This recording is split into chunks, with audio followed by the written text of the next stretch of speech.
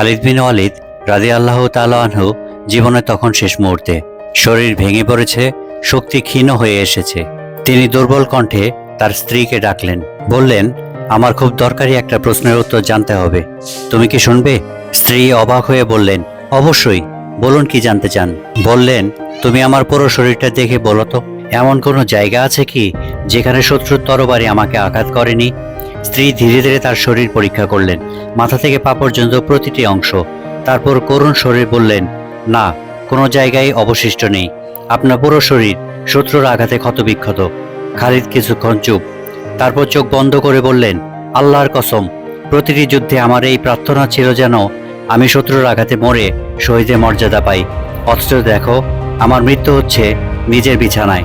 আল্লাহ কি আমাকে শহীদদের মধ্যে রাখতে চান না? স্ত্রী তার এই দুঃখ দেখে চুপ করে গেলেন। কিছুক্ষণ পর মৃদু হেসে বললেন, আপনার নাম কে রেখেছিলেন মনে আছে? স্বয়ং রাসূলুল্লাহ সাল্লাল্লাহু আলাইহি ওয়াসাল্লাম। তিনি আপনাকে সাইফুল্লাহ বলেছিলেন, মানে আল্লাহর তরবারি। আর বলুন তো, এমন কোনো তরবারি আছে দুনিয়ায় যা আল্লাহর তরবারিকে ভাঙতে পারে? তাই তো আপনি ময়দানে মারা যাননি, আল্লাহ তার তরবারি মাটিতে পড়তে দেন না। খালিদের চোখ জলে ভরে গেল।